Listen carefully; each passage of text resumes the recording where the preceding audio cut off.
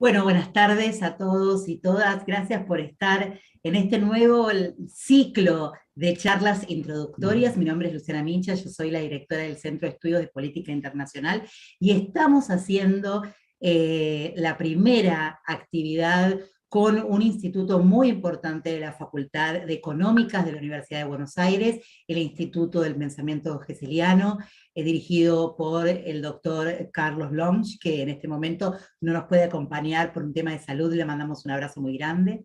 Les cuento que este año el CEPI y el Instituto Silvio Gesell firmamos un convenio de cooperación académica, obviamente, porque justamente nosotros tenemos un observatorio internacional especializado en todo lo que tiene que ver con la economía política internacional. Y justamente los dos coordinadores, tanto Pablo Longo como Karina Meneghetti, y yo estuvimos reunidos con todos los del Instituto Geseliano, haciendo una aproximación teórica y académica sobre los distintos estudios que podemos hacer en términos de política internacional y políticas que tienen que ver con el estudio que hace el Instituto sobre el tema geseliano. Hoy lanzamos este primer ciclo de charlas que van a constar de 4 grandes charlas con 4 especialistas, que son una introducción a un curso que está diseñándose, que ya está diseñado, que se va a presentar en las Facultades Sociales de la UBA para el año que viene, sobre la introducción al pensamiento económico natural y sudamericano y la Escuela Económica Geseliana, diferencias entre las concepciones de economía geseliana y la marxista. Este ciclo de charlas va a incluir 4 martes, son los 4 martes de octubre. Hoy, en el día de hoy, tenemos el gusto de contar con el contador Carlos Ragonesi, que vamos a estar hablando, él nos va a estar contando sobre la concepción marxista de la moneda y el interés, crítica y concepción geseliana, obviamente. El martes que viene vamos a estar, que va a ser 12 de octubre, con el doctor Héctor Sandler de la Universidad de Buenos Aires, hablando sobre la doctrina fiscal geseliana y la marxista. El martes 19 de octubre de este año vamos a estar a la mañana, no a la tarde, porque tenemos una invitada muy especial, que es la doctora Esther Barinaga, que es de la Universidad de Lund, de Suecia, y vamos a estar a las 11 de la mañana charlando con ella ese martes sobre la doctrina geseliana del interés negativo, un tema fundamental para entender las cuestiones de la doctrina geseliana. Y finalmente, el martes 26 de octubre, el derecho a la totalidad del ingreso del trabajador y la concepción geseliana y marxista con el licenciado Roberto Mazaros, también de la UBA. Como ven, un programa súper ambicioso, son 4 largas charlas, interesantísimas, dado que el fundamento de este ciclo tiene como interés abrir a la comunidad general, tanto la científica, académica y la extraacadémica, un espacio de análisis crítico sobre el estudio de la Escuela de Economía Natural Geseliana, y la propuesta de esta formación introductoria al mismo da inicio al análisis de sus estructuras, su origen como articulación entre el pensamiento sudamericano y el europeo, junto a una perspectiva desde los derechos sociales y políticos en un contexto de actualidad internacional crítica al orden económico-financiero, ¿no? Nosotros estamos viviendo con conflictividad social y obviamente con una conflictividad internacional que esta situación conlleva, el agravamiento por el impacto también del COVID, de la pandemia y de los procesos del cambio climático, la disminución de la biodiversidad, la profundización de los conflictos políticos nacionales e internacionales originados en una creciente escasez y disponibilidad de recursos naturales y financieros, originados obviamente por deudas públicas y privadas exponencialmente, y justo a una ecuación de crecimiento económico y desbalance social, ambiental, económico, político, acelerado por un desequilibrio general. Nosotros desde el CEPI estamos muy contentos de poder contar con especialistas de economía política internacional que saben tanto y en profundidad sobre estas cuestiones. Entonces, en este sentido, nosotros buscamos construir un diálogo entre estos diferentes marcos teóricos y enfoques desde la ciencia económica, la historia regional y la política internacional actual, donde podamos aportar conocimiento en conjunto para la investigación, la comprensión y el entendimiento de procesos económicos muy complejos, la producción de conocimiento y la concreción de políticas tanto locales, regionales como internacionales, orientadas a modificar algunas de las políticas y mecanismos financieros y económicos vigentes, con el objeto de reconocer los alcances y limitaciones que dicha práctica origina en el mundo que vivimos. Como ven, un programa extenso, unos objetivos muy profundos, pero muy contentos de estar acá. Nosotros en este momento estamos con una profesional que también es del Instituto Gesellano. Ella es Silvia Castro Casal. Ella va a hacer una introducción a todo lo que tiene que ver con Silvia Gesell, así que la presento. Ella es licenciada en Sistemas de la Universidad KS, tiene estudios en la Facultad de Ingeniería de la UBA y un año de profesorado de Historia en el Instituto Superior Joaquín B. González. Ha ejercido como docente durante más de 14 años en las escuelas públicas de la provincia de Buenos Aires y de la ciudad de Buenos Aires. Lleva 35 años trabajando en sistemas en diferentes industrias, mayoritariamente en bancos, realizando tareas de análisis e investigación sobre los sistemas asignados, incluido entrenamientos de diferentes cuestiones. Es docente, ex titular y ayudante de la Universidad KS, y tiene muchas presentaciones realizadas en el IESG y para el proyecto de moneda par. Así que para nosotros es un gusto y un lujo tenerte con nosotros, Silvia Castro Casal, para que des también la introducción a este gran pensador de la Argentina y del mundo que es Silvio Gesell. Así que muchas gracias por estar acá presente y te paso la palabra. Muchas gracias. Bueno, yo estoy ahora en representación de Carlos Lauge, que preside el Instituto de Estudios Económicos Silvio Gesell. Y me voy a dedicar ahora a leer sus palabras. Esperemos que se encuentre bien de salud en estos momentos. Estimados asistentes, miembros y autoridades del CEPI y de la UBA, en mi carácter de representante del Instituto de Estudios Económicos Silvio Gesell, tengo el agrado de darles la bienvenida a este ciclo de conferencias a realizarse durante los martes de este mes de octubre, en carácter de introducción al curso de formación de Economía Natural Gesselliana que daremos junto al CEPI y la UBA durante el primer cuatrimestre del próximo año, actividad a la que están todos invitados.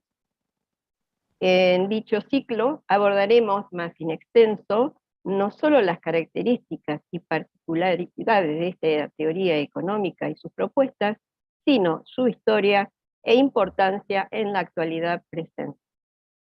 El pensamiento económico gesselliano está tomando importante relevancia en la actualidad en el mundo y está siendo objeto de creciente interés e investigación por las principales universidades y centros académicos del hemisferio norte, debido a sus propuestas prácticas y estructurales para resolver de forma estable y natural los problemas no solo ecológicos, sociales y ambientales conocidos, sino en respuesta a los crecientes desequilibrios monetarios y de deudas públicas y privadas de los países, así como sus problemas de vivienda y desigualdades fiscales.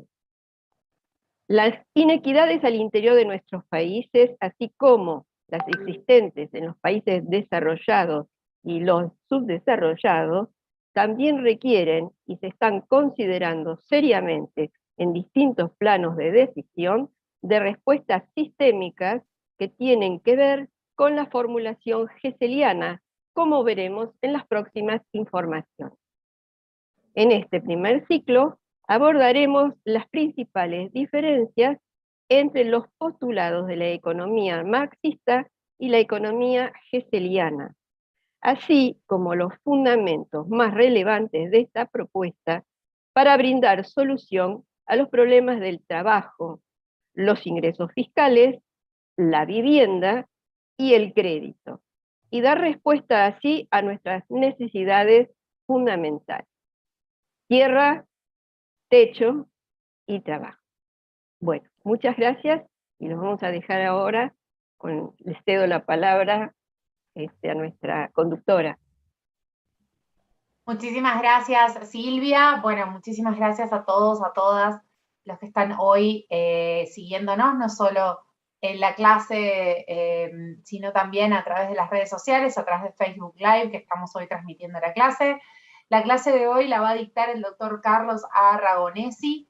El doctor es contador público, es egresado de la Universidad Nacional de Buenos Aires, es mediador profesional, es especialista en Derecho Tributario, Societario y en Macroeconomía Monetaria, es docente de diversas cátedras en diversas universidades, es docente de la Cátedra de Macroeconomía en la Facultad de Ciencias Económicas de la UBA y en la Facultad de Ciencias Sociales de la Universidad Nacional de Lomas de Zamora, y también tiene a cargo el módulo de Economía Monetaria y Banco Central.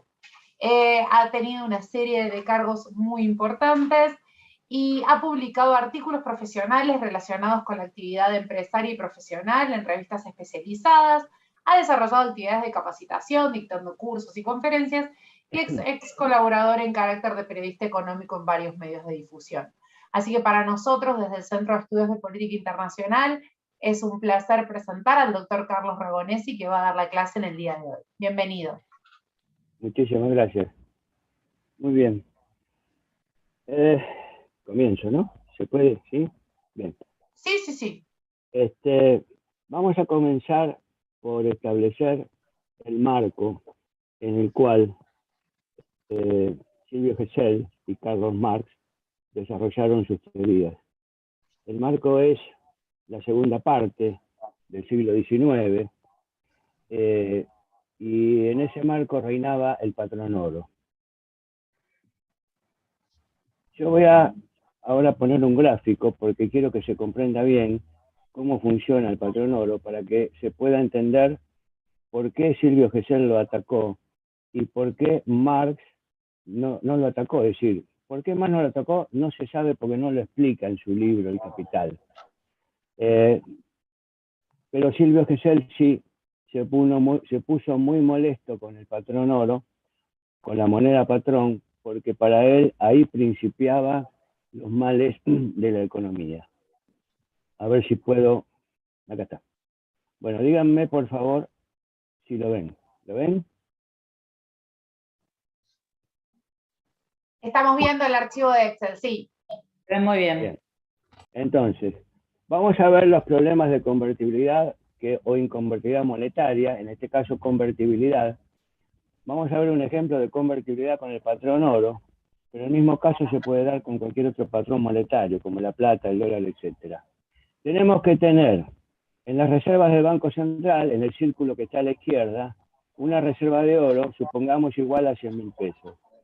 Por lo tanto, se debe emitir sobre esa reserva de oro moneda de papel igual al valor de esa reserva de oro, es decir, 100.000 pesos.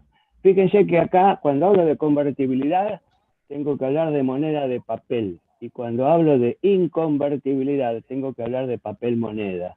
Es una diferencia sutil, académica, pero vale la pena tenerla en cuenta. ¿Por qué moneda de papel? Porque el papel que se está emitiendo representa en moneda a la cantidad de oro que existe en reserva en el Banco Central. Acá la situación es de equilibrio monetario. Tenemos en el círculo de la izquierda, que son las reservas de oro, 100.000, y en el de la derecha, 100.000. Es la relación perfecta de una convertibilidad. Es decir, la relación sería un peso oro, un peso moneda de papel. Vamos a ver otro caso. En este caso, tenemos 100.000 pesos de oro, en oro moneda, en oro puro, y tenemos 120.000 pesos de moneda de papel. ¿Qué pasó acá? Se quebró la relación de convertibilidad. Tenemos más moneda de papel que oro. no es el escenario de Silvio Gesell, es el escenario que le tocó vivir a los Estados Unidos cuando el 15 de agosto de 1971 resuelve declarar la inconvertibilidad monetaria y resuelve romper el acuerdo de Bretton Woods del año 1944 porque estaban en guerra con Vietnam y emitieron más dólares que las reservas de oro que tenían en el fuerte de Fort Knox. La relación un peso oro es igual a un peso 20 de moneda de papel. Es decir, el estado de situación es desequilibrio monetario. Es una moneda devaluada por exceso de emisión. Se ha roto el sistema de convertibilidad. El escenario puede ser de inflación o tal vez de estanflación. Recordemos que estanflación es recesión con inflación. Y el otro escenario, el tercer escenario, es al revés del que vimos recién, que es el escenario que vivió en la época de Silvio Gesell y con el cual él estuvo bastante disgustado. Tenemos 120.000 de oro y tenemos poca moneda de papel, tenemos 100.000 monedas de papel. Quiere decir que falta moneda de papel. Acá es donde Silvio Gesell nos habla de la prensa y el horno. La prensa para emitir cuando se necesite, cuando falte, como en este caso, o el horno, como en el caso anterior, para quemar cuando sobra.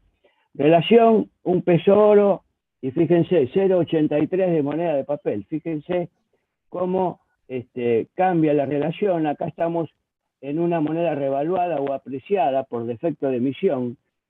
Consecuencia, quiebre de la relación de convertibilidad, y el escenario es de recesión. Primero viene un enfriamiento de la economía, después viene una recesión.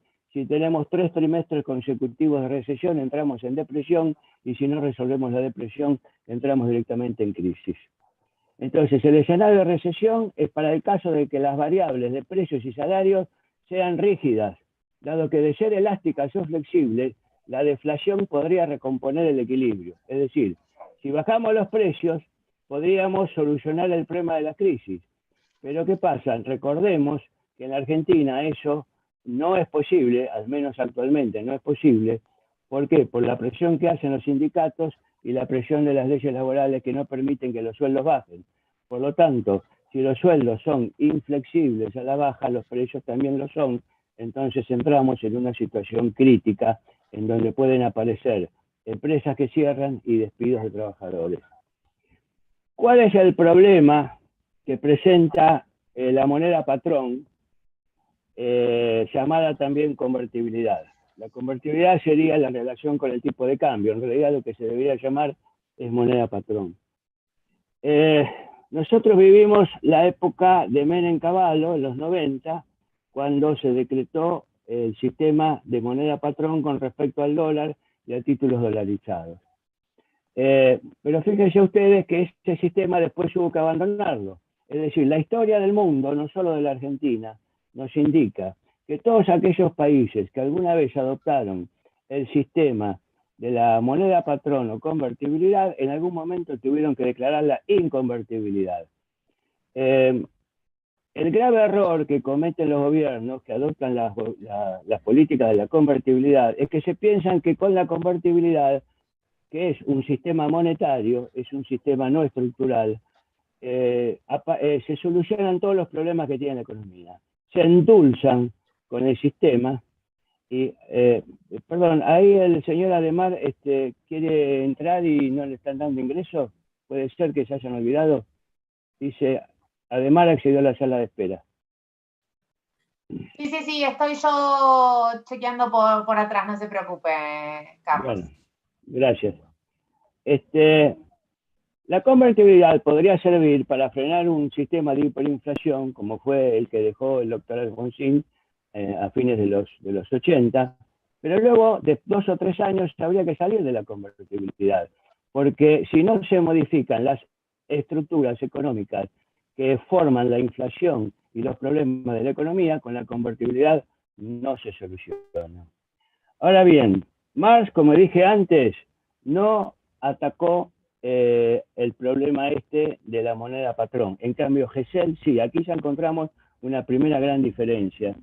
¿Qué nos decía Gesell como problema de la moneda patrono de la convertibilidad? Nos decía, en épocas de auge, la gente le sobran monedas de oro y las funde y hacen joyas con esas monedas de oro y le quitan poder monetario al sistema económico. Y eso es un error porque debilita a la economía, que es el caso que estamos viendo aquí en pantalla. La otra gran pregunta que se hacía Gesell es, ¿qué pasa si crece el PBI y se secan las minas de oro? Si crece el PBI y no abonamos con moneda el crecimiento de ese PBI, vamos a tener un sistema de enfriamiento de la economía, recesión, depresión, etc. Acuérdense en el ejemplo que ponía Silvio Gesell cuando hablaba de por qué se cayó el Imperio Romano. Es decir, los libros de historia nos dicen que el imperio se cayó porque entraron los bárbaros. Pero ese es el efecto, no es la causa.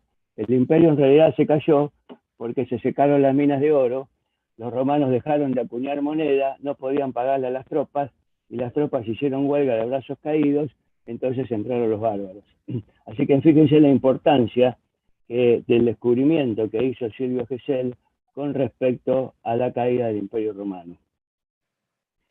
El dinero como intermediario en los cambios es un tema que nos pone ya en cierta confrontación. En algunas partes son iguales que Silvio Gesell y en otras partes no. Por ejemplo, Marx dice, las mercaderías les transmiten valor al dinero. Silvio Gesell está de acuerdo con esa postura.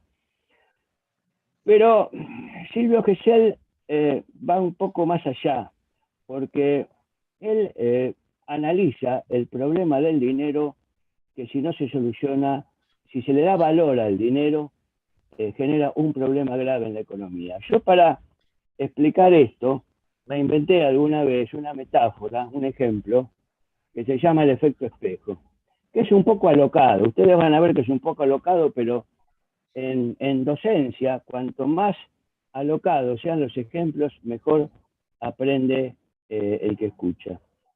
El efecto espejo significa que yo tengo delante mío un espejo, levanto mis cejas y el espejo refleja es esa imagen mía donde las cejas se levantan. Si muevo mi cara hacia un lado, el espejo también la mueve. Entonces, ¿cuál es la relación que tengo yo con el espejo? Hay un poder ontológico, recordando que la ontología es aquella parte de la filosofía que estudia el ser y la esencia de las cosas. El poder ontológico lo tengo yo, no lo tiene la imagen reflejada en el espejo. De la misma manera, el dinero refleja el valor que tienen los bienes. El dinero no tiene valor en sí mismo. Y para comprender mejor esto vamos a suponer dos economías. En una economía tenemos solamente bienes y servicios esenciales para la vida, pero no conocen el dinero, hacen trueque. En la otra economía solo tienen dinero, pero no tienen bienes y servicios. Ahora bien, en la economía que tienen bienes y servicios, haciendo trueque pueden subsistir, pero en la economía que solo tiene dinero, no se lo pueden comer. Tengo entendido que la tinta es bastante indigesta y el papel también, y si lo cosen para hacerse un abrigo, creo que se van a morir de frío porque no sirve. Así que con esto estamos demostrando, desde un punto de vista estrictamente filosófico, que el dinero no tiene valor. El dinero en general no tiene valor.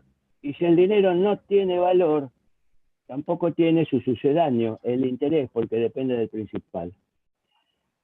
En el capítulo 3 del título 1 de su libro El Capital, Karl Marx nos dice, el capítulo se llama El dinero o la circulación de mercancías.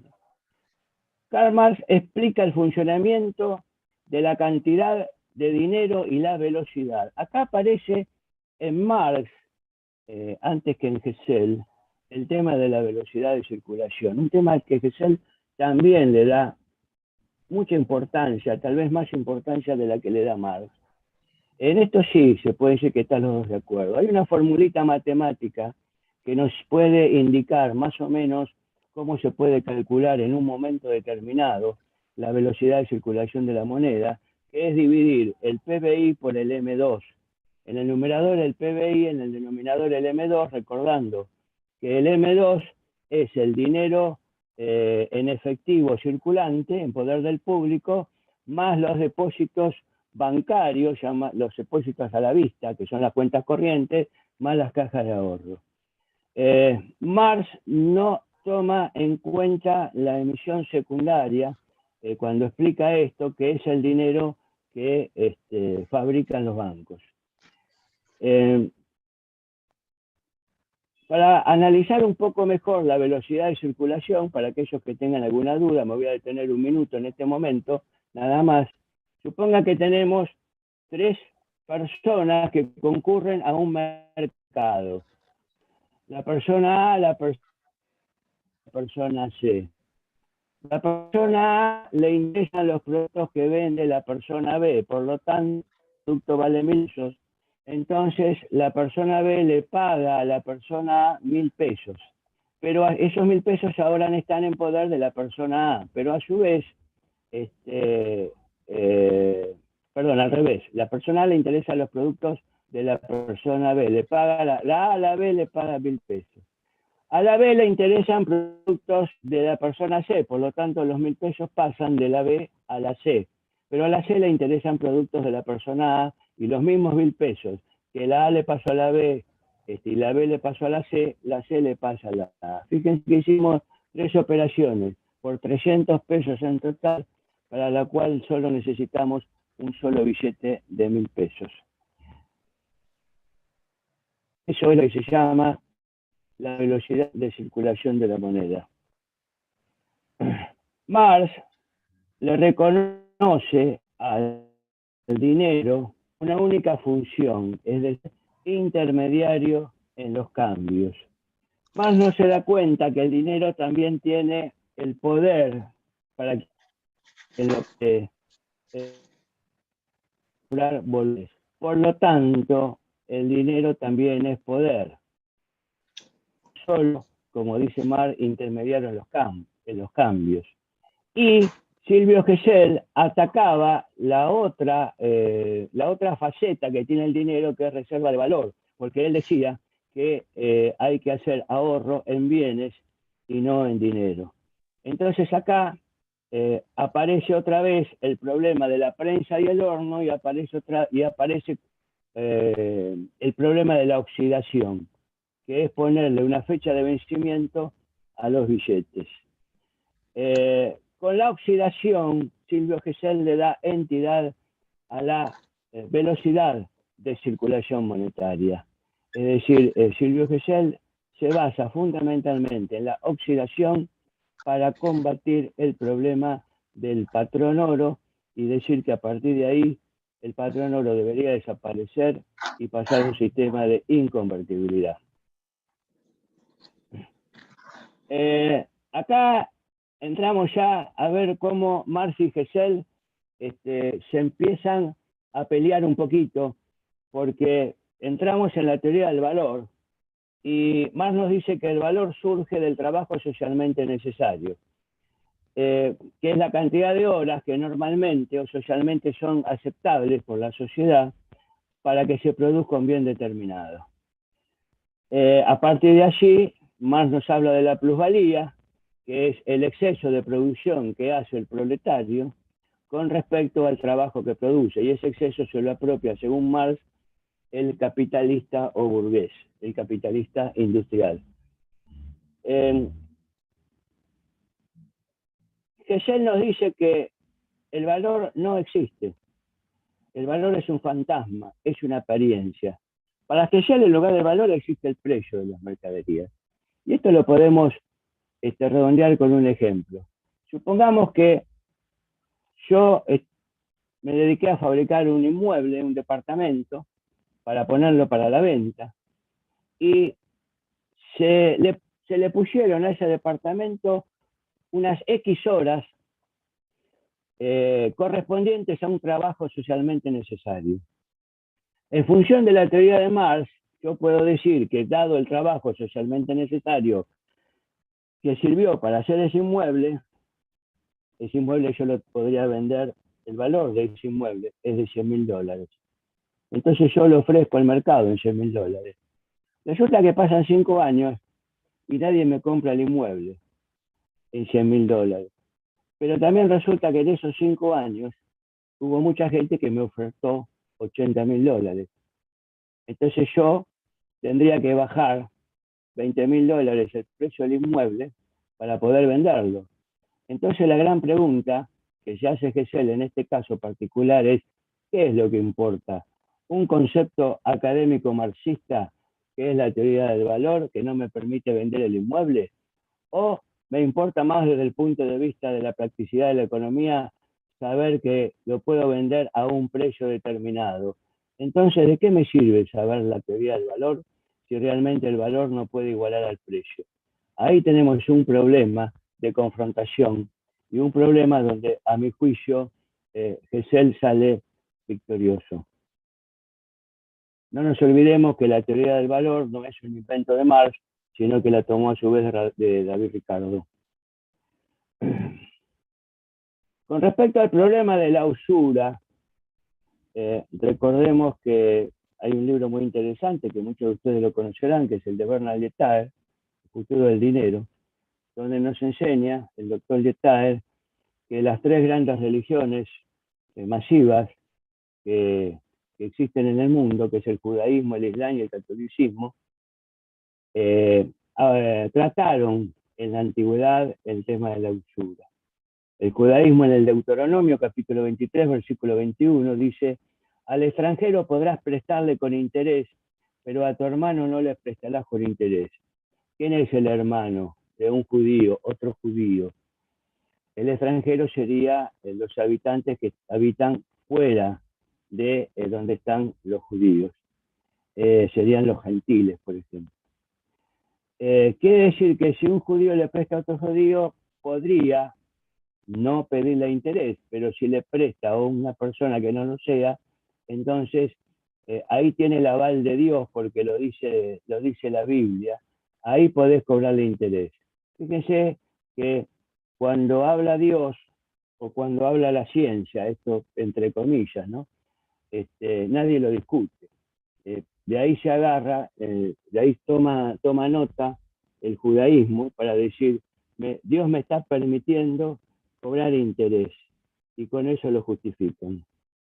El Islam, en el Corán Sura, capítulo 30, versículo 35, dice: lo que deis con usura para que se incremente a costa de los bienes ajenos, no os producirá incremento ante Dios. Y el catolicismo tuvo muchísimos concilios donde condenaron la usura, pero hay uno fundamental, a mi juicio, que es el Quinto Concilio Laterano, 1512-1517, donde definió al pecado de la usura como el cobro de cualquier interés sobre el dinero. Ahora bien, de estas 3 religiones, el judaísmo desde el arranque siguió con el interés. El Islam hoy día, al igual que en la antigüedad, entiendo que siguen condenando al interés, y el catolicismo tuvo algunos problemas con el Banco Ambrosiano y otras cuestiones relacionadas con la Perú, etcétera, que nos hacen dudar de que la doctrina católica siga en pie, defendiendo de que, como decía el Quinto Concilio Laterano, de que cualquier interés sea usura. Dicho esto, para definir un poco lo que pasó con la usura en la historia del mundo, vemos que Marx, en el capítulo 24 del tomo 3, que se llama Exteriorización de la relación del capital bajo la forma del capital a interés, explica el interés compuesto. Lo explica muy bien, pero ¿saben qué? No lo condena. Se perdió la oportunidad Marx de condenar al interés compuesto, después de haberlo explicado también, a pesar de que hacía 7 siglos que ya existía el nacimiento del sistema bancario, más o menos tal como hoy lo conocemos. Marx nos dice: el dinero tiene la virtud de crear valor. ¿Escucharon lo que dije? Marx dice: el dinero tiene la virtud de crear valor, de arrojar interés. Así que el dinero para Marx tiene una virtud.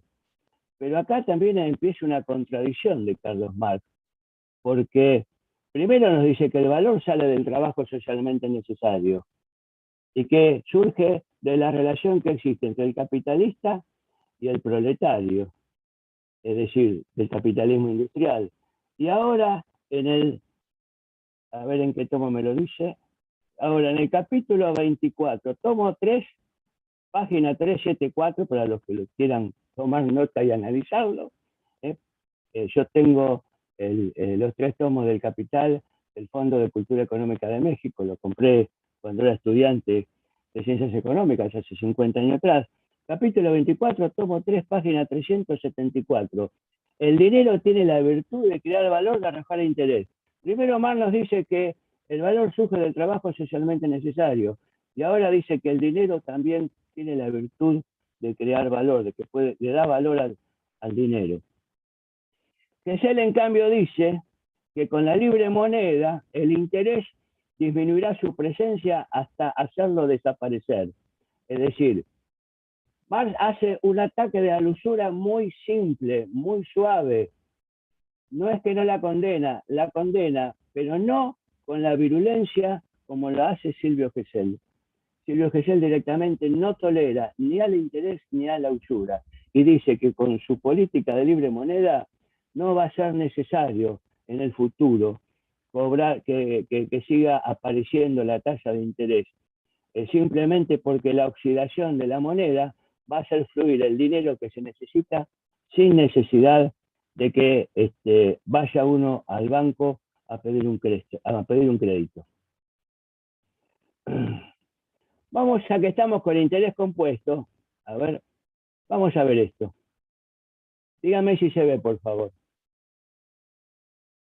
¿Se ve? ¿La administradora me puede hablar? Sí, ¿Se ve? ahora se ve, sí, se ve. Sí, se ve perfecto.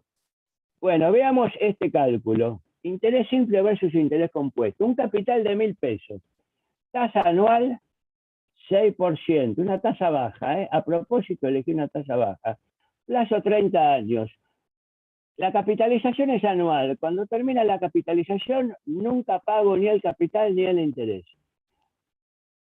¿Qué pasa con el cálculo de esta tasa de interés simple?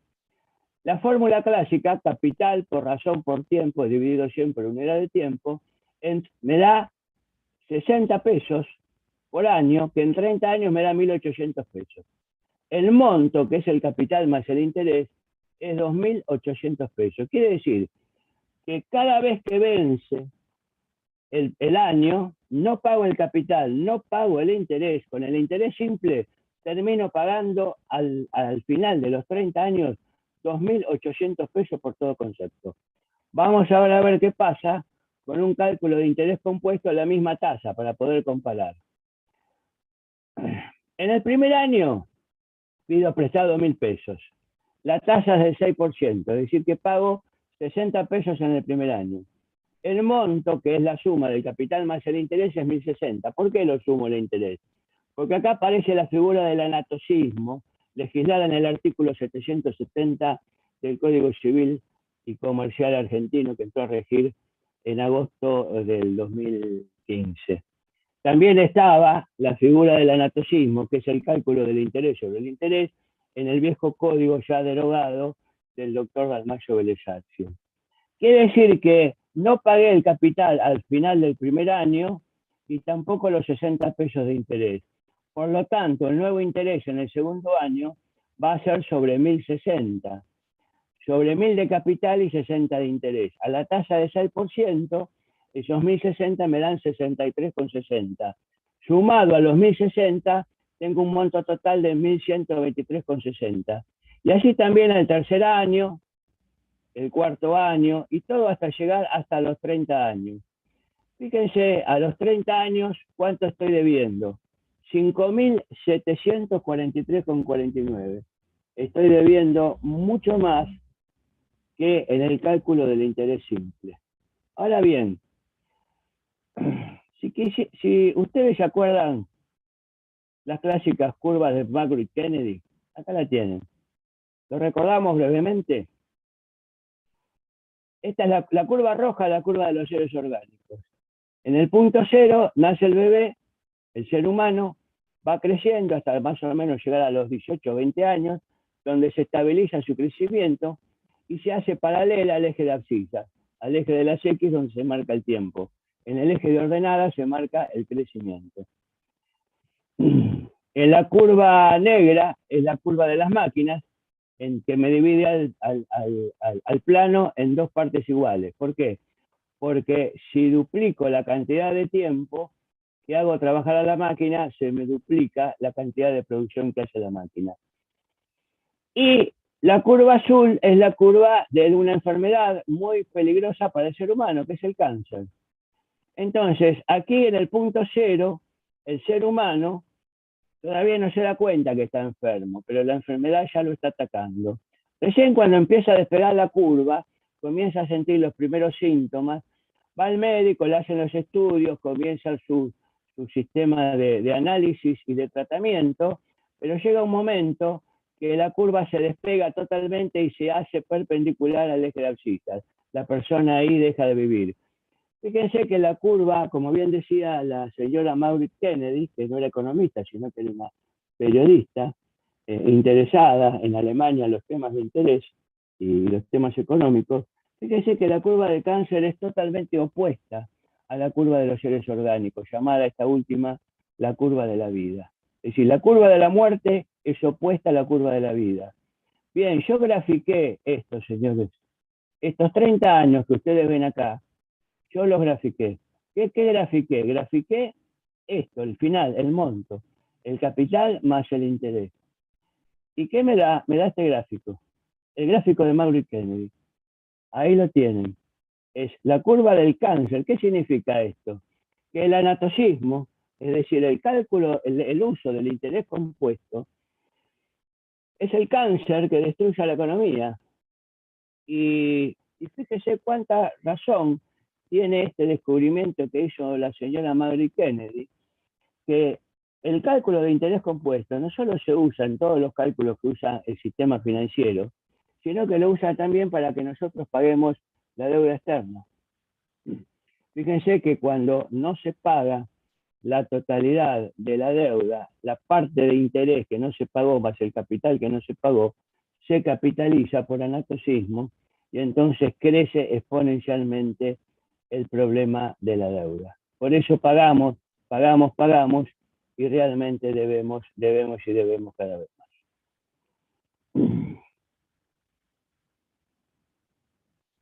Ahora entramos directamente a analizar el capital financiero, el choque que hay entre Marx y Silvio Gesell. Marx dice que los préstamos se toman exclusivamente para inversiones productivas. Y acá también hay otro error de Marx.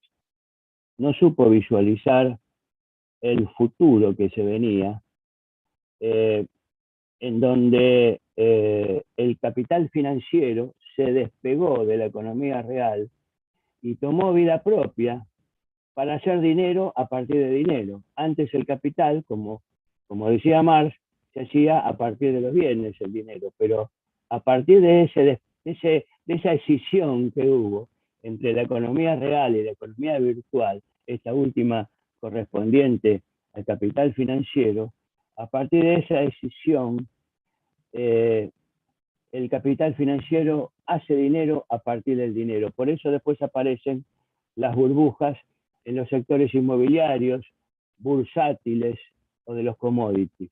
Y después esas burbujas se pinchan, explotan y el sistema entra en crisis. Pero lo lamentable es que la crisis contagia a todo el organismo económico.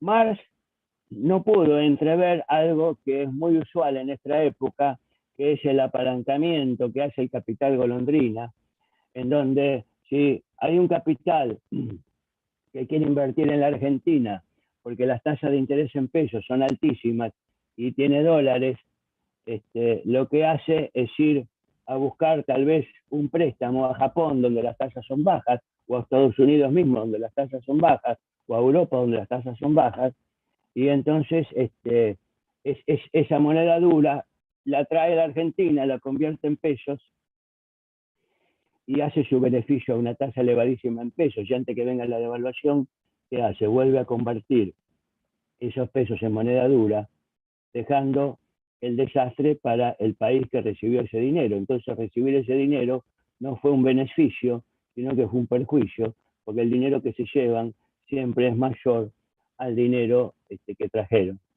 Por lo tanto, grave error de Marx al afirmar que los préstamos se tornan exclusivamente para inversiones productivas. Gesell, en cambio, ¿qué hace? Elimina al prestamista, porque lo reemplaza por la velocidad de la circulación que proviene de la oxidación de la moneda. Es decir, Gesell hace innecesario el sistema de préstamo. Marx lo explica y ni siquiera lo combate como corresponde. Gesell, en cambio, sí, lo elimina de la faz de la tierra, porque dice que con la libre moneda el sistema de préstamo de dinero no va a ser reemplazado por el sistema que acabo de explicar, de la libre moneda. Fíjense en lo que dice Marx en su libro El Capital. Define el interés como un hecho natural. ¿Por qué? Porque dice que el interés surge del capital, así como las peras surgen del peral. Es decir, está poniendo una comparación natural de un hecho orgánico natural, que es una planta, para darle justificación, Carlos Marx, a la existencia del interés. En cambio, Gesell elimina la tasa de interés, directamente la combate. Y acá ya, a esta altura de los acontecimientos que estamos estudiando, a mí ya me crea una sospecha. La sospecha de que Marx tal vez no fue un filósofo, un iluminado en la filosofía materialista. Tal vez fue un invento del capital financiero para crear su propio enemigo y poder controlarlo. No se olviden que alguna vez Marx visitó Wall Street y se abrazó con los financistas de Nueva York. Así que repito esto porque me parece muy importante. Defina el interés como un hecho natural, así como el peral da peras, el capital da interés. Eso dice en el libro El Capital. Fíjense que la revolución bolchevique del año 1917 fue financiada con capital financiero inglés. ¿Por qué? Porque el banquero Warburg, el banquero inglés Warburg, tenía un socio minoritario. Y ese socio minoritario tenía una hija. ¿Y con quién estaba casada la hija? Con Trotsky. Así que Trotsky lo que hacía era pedirle, para financiar la revolución comunista, era pedirle dinero a su suegro, que era socio de Warburg. Para aquellos que quieran investigar esto, hay un libro que se llama Wall Street y la Revolución Bolchevique, de Anthony Sutton, Sutton con doble T.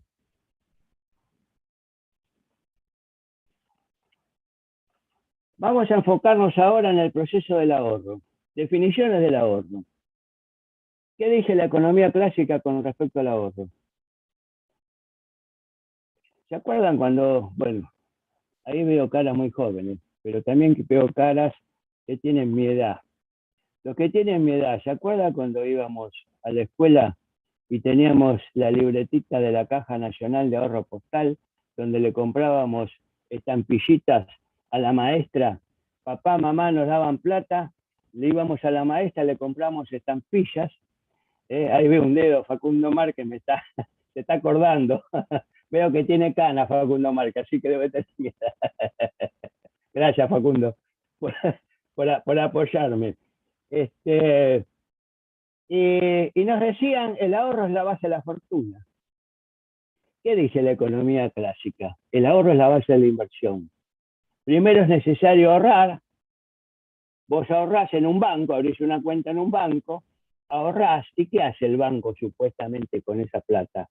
Se la presta a un industrial para que invierta y haga crecer la economía. Eso es lo que dicen los clásicos. Qué ilusos que eran los clásicos. Eran demasiado ilusos los clásicos. El problema es que la plata no siempre va a la inversión, la plata también va a la especulación. y últimamente va más a la especulación que a la inversión. Si no, el mundo no estaría como está. Sobre todo a partir no solo del quiebre del acuerdo de Bretton Woods, sino de la aparición de los sistemas informáticos, del tratado que se firmó con la Trilateral Commission, donde intervino Estados Unidos, Europa, Japón y también Canadá. Todo eso hizo aparecer una economía especulativa, como dije antes, que se separó de la economía real, y acá demuestra que los clásicos estaban equivocados. ¿Qué nos dice Karl Marx con respecto al ahorro? Los receptáculos en los que el dinero se atesora, ahorro, sirven al mismo tiempo de canales de desagüe y de suministro del dinero en circulación, que gracias a ello no inunda nunca sus canales circulatorios. Pero la verdad que no sé por qué Marx siempre hablaba tan en difícil. Porque acá lo que nos está diciendo es lo siguiente. Miren, gracias a que la gente no se gasta todo el dinero que tiene y alguna parte de dinero lo retira de la circulación para ahorrarlo, entonces no está generando un proceso inflacionario, no está complicándole nada con ninguna enfermedad a la economía. Eso es lo que nos dice Marx. Es decir, Marx está definiendo el ahorro y lo está defendiendo al ahorro. ¿Y qué dice Silvio Gesell con respecto al ahorro? ¿Es la misma opinión que Marx? A ver, ¿ustedes qué opinan? Es una contradicción fiduciaria que el Estado tolere el uso o abuso del dinero como medio de ahorro, lo que hace posible e indispensable la emisión de más dinero que el necesario para los fines del intercambio. Es decir, nada que ver con lo que decía Marx. Gesell nos dice, señores, el ahorro se tiene que terminar porque necesitamos que la moneda circule, sobre todo en un sistema de patrón oro, en donde había una ausencia de moneda de papel con respecto a la cantidad de oro que había. Entonces, hoy no tenemos el patrón oro. Hoy la oxidación viene por la inflación, no necesitamos ponerle fecha de vencimiento a los billetes, porque la inflación le pone fecha de vencimiento. La gente se lo saca de encima porque la moneda pierde valor día a día. Es decir, que en el tema del ahorro, Silvio Gesell no se pone de acuerdo ni con la economía clásica ni con Karl Marx. Y acá vamos a entrar a analizar lo que yo llamo algunos errores de Karl Marx. Marx dice que la tasa de interés surge del capital industrial. Es decir, ¿qué significa esto? Que la rentabilidad que tiene el empresario industrial le participa en un pedazo a la tasa de interés. Repito, Marx dice que la tasa de interés surge del capital industrial. Graso error de Marx. Tendría que haber vivido Marx en la segunda parte de la década del 70, cuando estaban los militares en el poder y José Alfredo Martínez de Hoz, cuando advertíamos que las industrias se fundían todos los días, pero los bancos florecían. Por lo tanto, los industriales no podían nunca participar de la formación de la tasa de interés, porque prácticamente la industria estaba desapareciendo. Fíjense que en el capítulo 22 del tomo tercero, que se llama, bueno, no tengo el nombre acá, dice que el interés es la relación entre dos capitalistas y no entre el capitalista y el proletario. Marx dice, el interés es la relación entre dos capitalistas, el capitalista banquero y el capitalista industrial. Acá el proletario no tiene absolutamente nada que ver para Marx. El futuro que vino después de Marx nos hizo ver que estaba equivocado, porque están las tarjetas de crédito que tienen los trabajadores, y que es una relación entre el capital financiero y el trabajador, no entre el capital financiero y solamente el capitalista industrial. Están las relaciones que existen entre los banqueros y el Banco Central, con las LELIQ, por ejemplo, y esa relación se quiebra cuando pensamos que cuando uno compra un producto, cualquiera, aunque no haya tomado un préstamo, posiblemente esté pagando una tasa de interés, porque el que fabricó ese producto tal vez tuvo que recurrir a pedir un préstamo para poder fabricarlo, y el interés de ese producto fue al costo, y del costo pasó al precio. Y cuando yo compro un trozo de queso en una góndola de un supermercado, me estoy jactando de que nunca tomé un préstamo en mi vida, y ahí estoy pagando un interés sin haber tomado nunca un préstamo. Es decir, me parece que al análisis exhaustivo que hizo Karl Marx se le han escapado algunas cosas. En el tomo tercero, capítulo 23, Marx dice: no poder investigar las relaciones que existen entre prestamista y prestatario.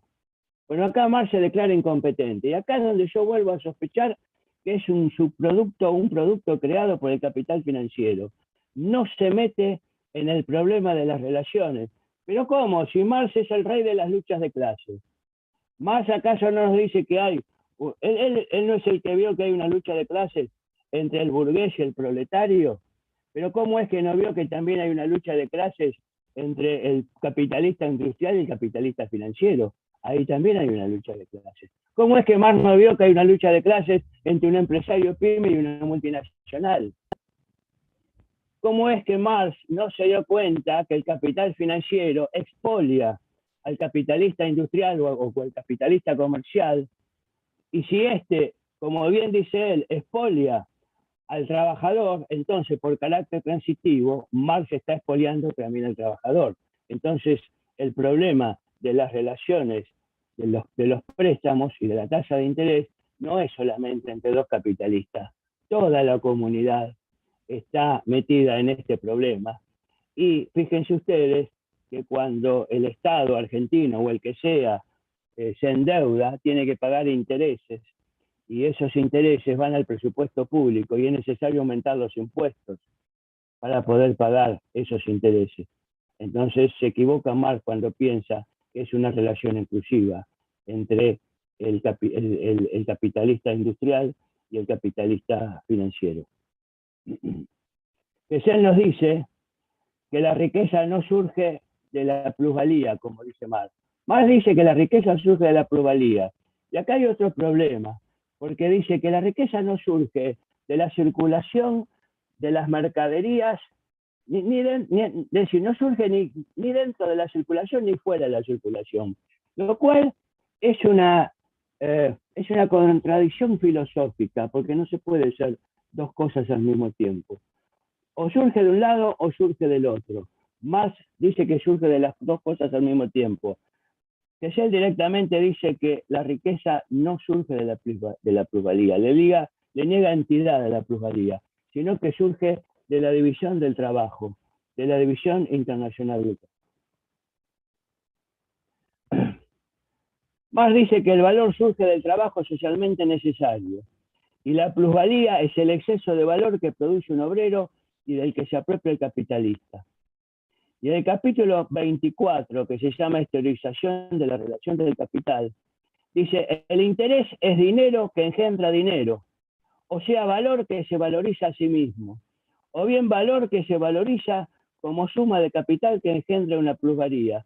Y acá tenemos otro problema, porque Marx nos está diciendo, primero, que la plusvalía surge de las relaciones que hay entre el capitalista y su operario, y ahora en el capítulo 24 nos dice que la plusvalía, o sea, que tiene valor que se valoriza a sí mismo, el dinero tiene valor que se valoriza a sí mismo, y el interés también tiene valor que se valoriza a sí mismo.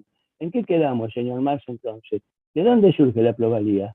¿Del trabajo socialmente necesario, como nos indicó en el primer tomo, o surge también de las relaciones que hay entre el capital y el interés?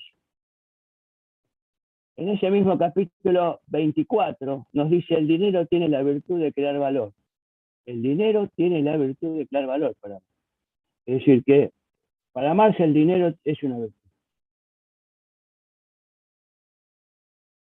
Conclusión, le digo que como conclusión, y para ir terminando, les digo que hay hay un pensamiento de Silvio Gesell que siempre me impactó, que dice lo siguiente: así vino al mundo el gran perturbador de la paz, el interés. Fíjense ustedes cómo Silvio Gesell ataca al interés. Y en cambio Marx le da valor, le da entidad, e incluso le asigna cierta plusvalía. Y Gesell también nos ilumina al decirnos el peligroso para el sistema. El peligroso no era Karl Marx, el peligroso era Pierre-Joseph Proudhon, que era el verdadero socialista. Por eso a Proudhon le decretaron la muerte civil. Ustedes vieron que ningún economista cita a Proudhon. De esto no se habla, de Proudhon no se habla. Está prohibido hablar de Proudhon, porque según Gesell, Proudhon era el que creaba el peligro al sistema, no Marx. Marx era un subproducto creado por el sistema. Un economista de renombre dijo: la aplicación del principio de Gesell de la circulación de la moneda sacará a la nación de la depresión en el término de 2 o 3 semanas. Esto lo dijo el economista Irving Fisher. Fíjense esto, qué interesante. Extracto del edicto del rey de Francia, fechado el 21 de mayo de 1720. ¿Sabe dónde saqué esto? De un libro de Henry Thornton, un banquero inglés en la época en que se fundó el Banco Central de Inglaterra. Y aparece como una nota a un comentario de Thornton en su libro, como una nota chiquitita, casi desapercibida. Yo, por supuesto, cuando lo descubrí, lo capturé y se lo leo en todas mis clases a mis alumnos. Extracto del edicto del rey de Francia, fechado el 21 de mayo de 1720, dice así: habiendo solicitado el rey a su consejo el análisis de la condición a la que había quedado reducido el reino antes del establecimiento del banco, a fin de que pudiera compararla con su situación actual, al rey le ha parecido que el elevado tipo de interés del dinero había hecho más daño al reino que todos los gastos en que había incurrido el rey anterior durante sus diversas guerras. ¿Qué tal? Y para finalizar, les voy a leer lo que apareció en un periódico de Berlín, que Silvio Gesell escribió en 1919 al finalizar la Primera Gran Guerra Mundial. A pesar de la sagrada promesa que todos hacen de que la guerra será desterrada de una vez por todas, a pesar del grito de millones, nunca más una guerra, a pesar de todas las esperanzas de un futuro mejor, debo decir que si continúa operando el sistema monetario actual basado en el interés y el interés compuesto, me atrevo a predecir que en menos de 25 años estaremos sumidos nuevamente en una nueva guerra, peor que la anterior. Puedo anticipar con claridad cómo se desarrollarán las cosas, dado que el grado actual de avance tecnológico no tardará en traer consigo un rendimiento récord en la industria. La formación de capital será rápida, pese a las enormes pérdidas sufridas en la guerra, y la sobreoferta redundará en un descenso de la tasa de interés. Por consiguiente, los individuos comenzarán a acumular capital, las actividades económicas descenderán y un número cada vez mayor de desempleados recorrerá las calles. En el seno de las masas descontentas irán cuajando ideas extremas revolucionarias y proliferará la planta venenosa llamada supernacionalismo. Ninguna nación tendrá comprensión por la otra y el resultado inevitable será otra guerra. Ahora bien, ¿alguien piensa que Gesell se equivocó cuando anunció esto apenas 20 años antes de iniciarse la Segunda Guerra Mundial? Su yerro fue de apenas 5 años. No solo fue un gran economista, también fue un visionario. Gracias por escucharme. Muchísimas gracias, doctor. Seguí, yo ahí, seguí tranquila. Sí, muchísimas gracias, doctor.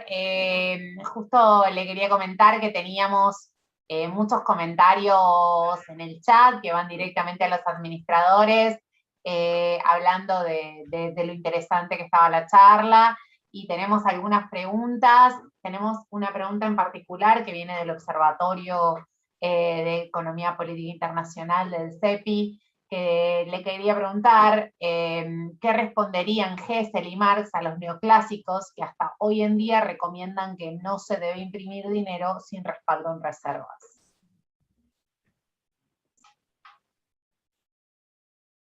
Bueno, acá lo que tenemos que entender es una cosa. La teoría de Silvio Gesell no es imprimir a tontas y a locas. Es decir, no es imprimir, es decir, hay algunos hegelianos con los cuales respetuosamente no estoy de acuerdo, que dicen que cada municipio debería imprimir su propia moneda, cada provincia debería tener su propia moneda, y yo creo que eso serviría al descontrol monetario. Yo creo que lo que habría que hacer es seguir teniendo un banco central que imprima la moneda, pero que lo haga con responsabilidad. Yo creo que Gesell estaría con esta postura de imprimir con responsabilidad. Por eso nos hablaba de la prensa y el horno. ¿Qué nos decía Gesell? Tengamos moneda inconvertible, perfecto, pero eso no quiere decir que tengamos que imprimir por clientelismo político, por ejemplo, como suelen hacer algunos gobiernos.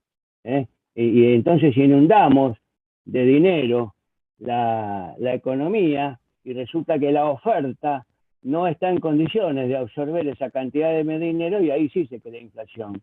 Porque la simple emisión de dinero, la que se llama expansión monetaria, la simple emisión no crea inflación. La inflación se crea cuando esa emisión pasa a la demanda. Y cuando al pasar a la demanda se crea una demanda agregada que no puede ser absorbida por una oferta agregada, y entonces ahí sí aparece la inflación. Esa sería la respuesta que daría Silvio Gesell, actuar con criterio, que es la misma respuesta que le daría no Marx, porque Marx desconocía la moneda inconvertible. Marx no puede dar respuesta a eso, porque el marco en que se desarrollaba Karl Marx es el marco de la moneda convertible, el marco de la moneda patrón. Por lo tanto, Marx no está en condiciones de dar respuesta. El problema de la emisión monetaria es un problema bastante grave porque la mayoría de los gobiernos del mundo se endulzan con el tema de la emisión y resulta que después aparecen los problemas. Problemas que no los tiene Estados Unidos. ¿Por qué? Si Estados Unidos imprime dólares para los Estados Unidos y para todo el mundo, ¿por qué cuando tuvieron la crisis del 2008 en los Estados Unidos imprimieron como 10 billones de dólares, billones con B larga? No generaron una inflación espantosa, porque los dólares la gente los adquiere para ahorrarlos, para hacer un ahorro en moneda dura, no para que los dólares vuelvan a la circulación monetaria. Si esos dólares que hubieran impreso para solucionar la crisis hubieran vuelto a la circulación monetaria, no solo hubieran solucionado el problema de la crisis, pero sino que se hubieran ido para el otro lado, porque hubieran creado inflación. Y fíjense la paradoja, ¿no? Fíjense la paradoja. Acá en Argentina sabíamos que Estados Unidos tenía una crisis de moneda y para protegernos de la crisis de moneda, ¿qué hacen los argentinos? Compraban dólares. Una cosa de locos. Es decir, la economía tiene que ser tratada a nivel psicológico, no tanto a nivel matemático. Aprendí a desconfiar cuando un economista me quiere explicar la economía con cálculo de diferencial e integral y me empieza a dibujar derivadas integrales y estadísticas extrañas. Mire, si quisiéramos encerrar a todas las variables que influyen en la economía, la ecuación debería tener más o menos 1 kilómetro de largo. Pero las variables serían tantas que no podría ser absorbida, no solo por nuestro cerebro, tampoco por la computadora que lo está procesando, porque las variables se están moviendo a cada momento. Entonces, para comprender ¿Cómo funciona esa ecuación? ¿Qué hacen los economistas? Inundan la ecuación de constantes, transforman las variables en constantes, pero cuanto más constantes les pongamos a una ecuación matemática, más nos alejamos de la realidad. Entonces, lo que pretenden los economistas es que la realidad se ajuste a sus postulados, cuando en realidad son sus postulados los que deberían ajustarse a la realidad.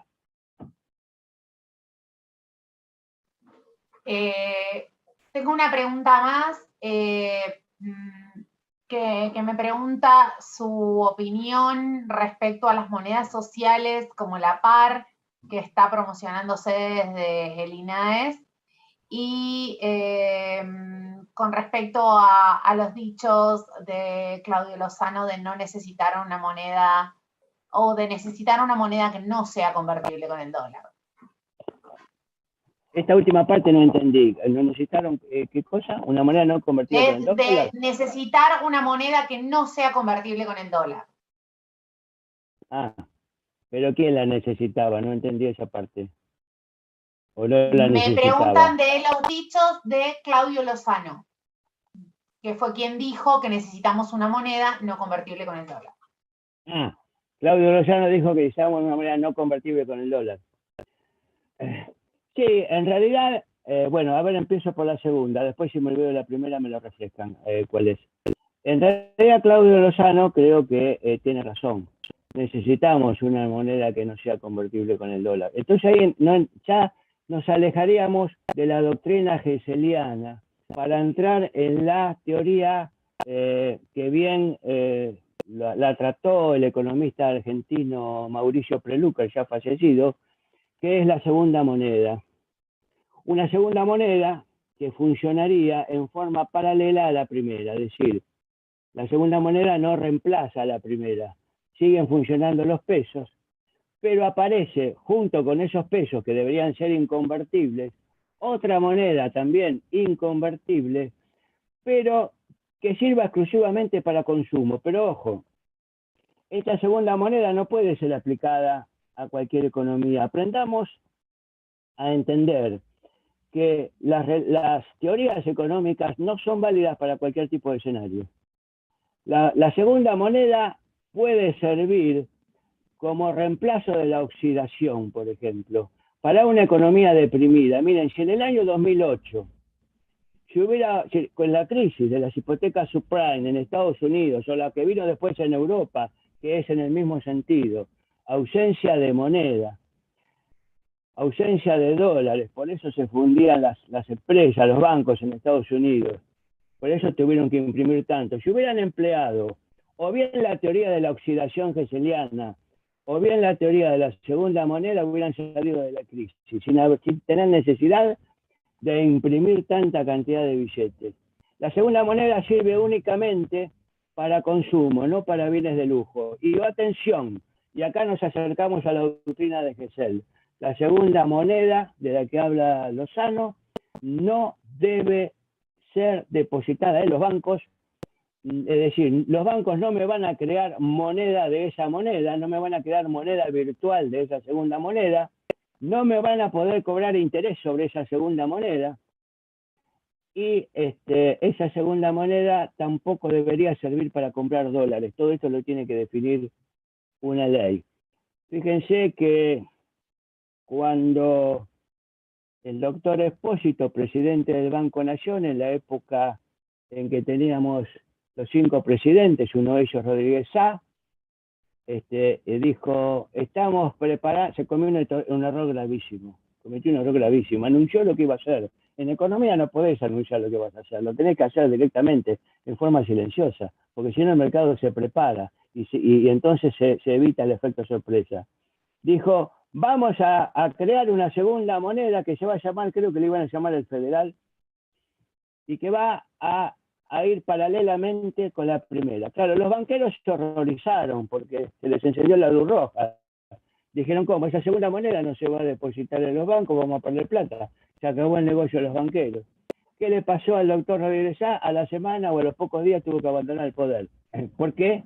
Porque uno de sus funcionarios habló de la segunda moneda. Yo abono la teoría de la segunda moneda en los casos en que la economía necesite moneda, y es una moneda que entendemos no genera inflación porque va a ayudar a salir de la crisis y no se va a poder comprar divisas. Y la primera parte de la pregunta, ¿cómo era que se me perdió?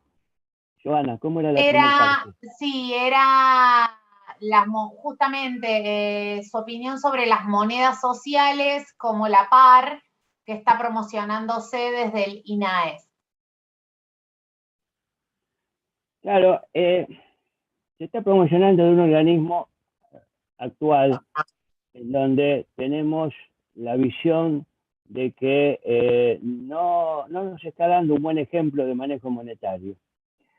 Las monedas sociales, yo no abono la teoría de las monedas sociales. Y yo, como les dije antes, no soy partidario de que cada municipio, por ejemplo, pueda inventar su propia moneda. Me parece que eso termina en un descontrol. Fíjense lo que pasó en 1890, cuando no existía el Banco Central, porque el Banco Central nace en 1935. Estoy hablando de la época de cuando se va un presidente y aparece otro, aparece Carlos Pellegrini. Ponen en funcionamiento los bancos garantidos. ¿Qué eran los bancos garantidos? Es decir, si uno quería crear un banco, lo que hacía era depositar en el Estado una cantidad de oro que respaldara una emisión que ese banco podía hacer. Entonces le permitían a cualquier cantidad de bancos hacer la emisión que quisiera siempre y cuando tuvieran oro. Claro, pero si uno le da ese poder a un banquero, el banquero se endulza con el tema y empieza a fabricar más dinero del que realmente debería, de acuerdo con la moneda patrón que tiene, con la reserva que tiene. Entonces los bancos garantidos hicieron entrar en crisis a la Argentina, y no solo a la Argentina, por el exceso de moneda que había, sino que hicieron entrar en crisis también a la Baring Brothers de Londres, que lo tuvo que salvar la banca Rothschild con un préstamo del Banco de Francia y del Banco de Inglaterra, porque si no se venía abajo porque la Argentina no le podía pagar, porque había entrado en una crisis tremenda. ¿Todo por qué? Por el tema de los bancos garantidos, porque cada banco imprimía la moneda que se le antojaba. Yo soy partidario de tener un banco central, pero bien administrado. Es decir, no soy partidario de algunos economistas demasiado liberales que dicen hay que cerrarle la puerta al Banco Central. Yo no creo que sea así, porque esa ponencia tiene un tufillo extraño, parecido al de la época de los 90, cuando nos decían, dado que las empresas públicas dan pérdida, mejor las privatizamos. Señores, si las empresas públicas dan pérdida, no hay que privatizarlas, lo que hay que hacer es administrarlas bien, y eso es responsabilidad del Estado, que es el dueño de la empresa pública. Y el Banco Central, el dueño es el Estado, lo tiene que administrar bien. Si lo administra mal, entonces el responsable es el Estado o el gobierno que lo está administrando mal. Si ustedes hoy analizan el balance del Banco Central, por ejemplo, se van a dar cuenta que el Banco Central tiene patrimonio neto negativo. ¿Saben por qué? Porque al total del activo que tiene el Banco Central, habría que restarle los títulos públicos que desde hace unos 20 años atrás le siguen entregando al Banco Central a cambio de pesos y dólares, sobre todo dólares. Están en el activo esos títulos públicos, se están valuando a valor técnico, a valor nominal, cuando deberían valuarse a valor de mercado, este último valor sería mucho menor. Están inflando el activo, habría que restarle el crédito que el Banco Central le dio al Estado y va a tener un activo menor, pero como el pasivo permanece inmutable, se van a dar cuenta que el patrimonio neto final, el capital propio que le queda al Banco Central, no existe. No solo no existe, sino que es absolutamente negativo. Más o menos calculen negativo en unos 700.000 millones de pesos.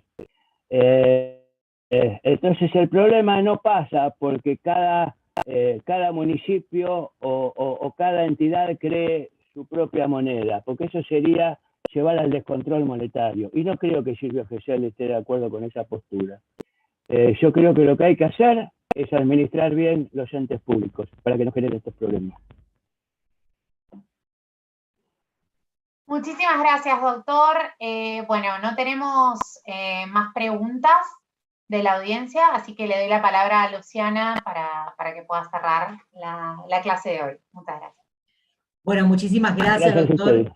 Gracias, doctor. Gracias a todos y todas por estar una vez más en este nuevo ciclo de Economía Internacional, conjuntamente entre el CEPI y el Instituto de Silvio Gesell de la Facultad de Económicas de la UBA. Nos vemos el martes que viene, a la misma hora, a las 19 horas, con otras cuestiones que tienen que ver con el estudio académico y profundo de la actualidad internacional y las cuestiones de Silvio Gesell. Muchísimas gracias, saludos, y gracias a todos los convocados del Instituto Gesseliano para estar hoy presentes con nosotros y el martes que viene también.